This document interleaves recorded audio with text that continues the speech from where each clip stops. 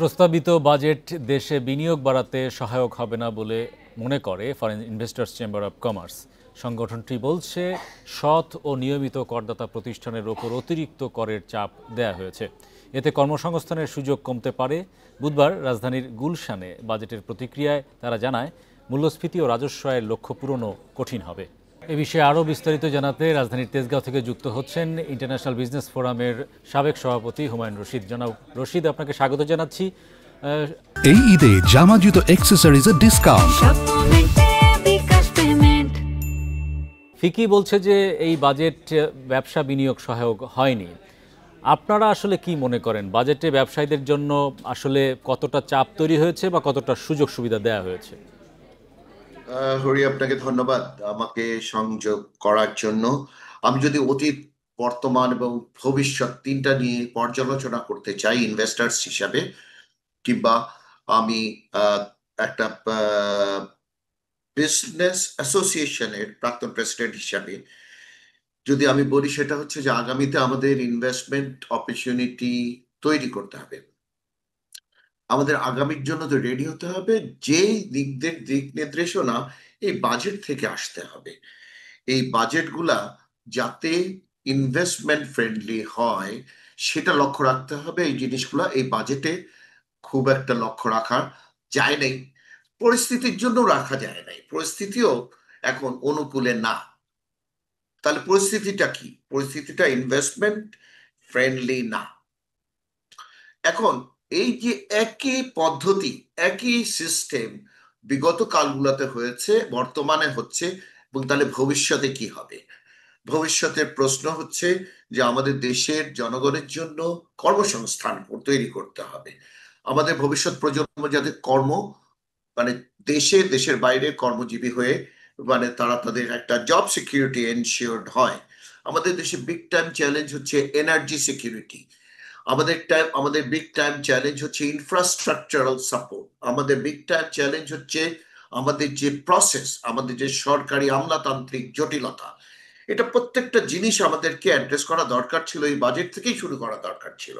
এই সরকার তো কোনো গণতান্ত্রিক সরকার না, এই সরকার হচ্ছে একটা একটা ইন্ডিপেন্ডেন্ট সরকার বলা যেতে পারে, কিংবা একটা অন্তর্বর্তীকালীন সরকার বলা যেতে পারে, যাদের কোনো কমিটমেন্ট হচ্ছে পুরোপুরি দেশের জনগণের জন্য। এই দেশের জনগণের জন্য যদি হয় তাহলে এটা মোর এনভায়রনমেন্ট ফ্রেন্ডলি আমরা আশা করেছিলাম, এখনো তাই করি। আপনি যদি দেখেন, আমি আপনাকে একটা নাম্বারস বলি, জনপ্রশাসন ক্ষেত্রে 23.5% আপনার সরকারি খরচ, সরকার চালাবার জন্য খরচ হচ্ছে। সরকারের জনপ্রশাসনকে চালাতে হচ্ছে 23.5% খরচ হচ্ছে বাজেটের। ইনএফিশিয়েন্ট সরকার, ইনএফিশিয়েন্ট অ্যাডমিনিস্ট্রেশনস। এই টাকার কিছুটা টাকা আপনি এসএমই খাতে আপনি দেন, দেশে কর্মসংস্থান হবে। এই কিছু টাকা আপনি ইনফ্রাস্ট্রাকচার কাজে ব্যবহার করেন, ইনফ্রাস্ট্রাকচারের কাজে ব্যবহার করলে আপনার ইকোনমি রোল আউট হবে। আপনারা অর্থনীতিবিদ, আপনারা অনেক বেশি বোঝেন। আমরা যারা বিজনেস কমিউনিটির লোক, আমরা বুঝি যে কি এনভায়রনমেন্ট হলে আমরা বেশি ইনভেস্ট করতে পারবো, আরো বেশি কর্মসংস্থান হবে, এক্সচেকারে অনেক বেশি টাকা জমা হবে।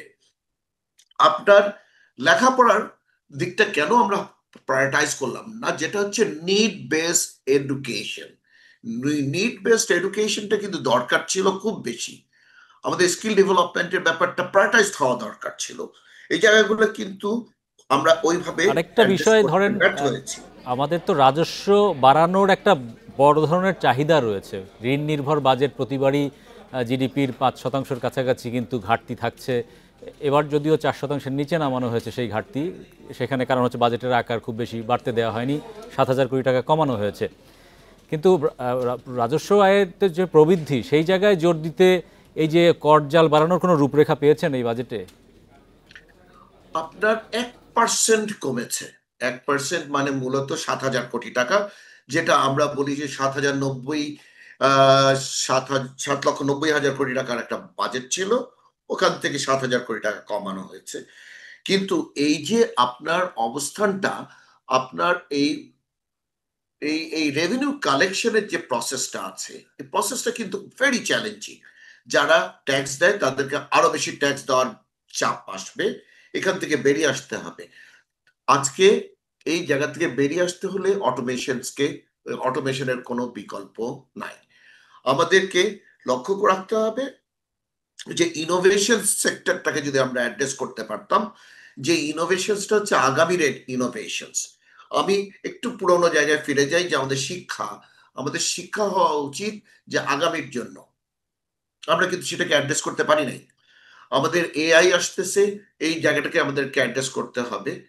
আমাদেরকে শিক্ষা, যে লোকটা আজকে বাংলাদেশ থেকে প্রবাসে যে চাকরি করতে পারে, এই স্কিল ডেভেলপমেন্টকে আমরা আরো বেশি ফোকাস করা উচিত ছিল, সেই জায়গাটা রশিদ, হয় না। আগামী বছরের শেষ দিকেই কিন্তু বাংলাদেশ এলডিসি থেকে উত্তরণ ঘটছে, স্বল্পোন্নত দেশ থেকে উন্নয়নশীল দেশের কাতারে যুক্ত হচ্ছে। তো সেদিক থেকে এলডিসি উত্তর বাংলাদেশে শিল্প বাণিজ্যে, রপ্তানিতে বিভিন্ন ধরনের সুযোগ যেমন আছে, চ্যালেঞ্জও রয়েছে। সেই চ্যালেঞ্জ মোকাবেলায় দিক নির্দেশনা পেয়েছেন বাজেটে? আমার কাছে মনে হয় না। আমরা এলডিসি গ্রাজুয়েট করব, ভালো কথা, আমাদের খুব আর্লি হয়ে যাচ্ছে। এই চ্যালেঞ্জটা আমরা অনেক আর্লি নিচ্ছি, কিন্তু আমাদের এর সাথে access to loan, internationally access to loan, এই জায়গাগুলো আমাদের জন্য বড় চ্যালেঞ্জ এসে দাঁড়াবে। এক। 2 নম্বর হচ্ছে আমাদের মার্কেট অ্যাক্সেসিবিলিটিটা কন্ট্রোল হয়ে যাবে।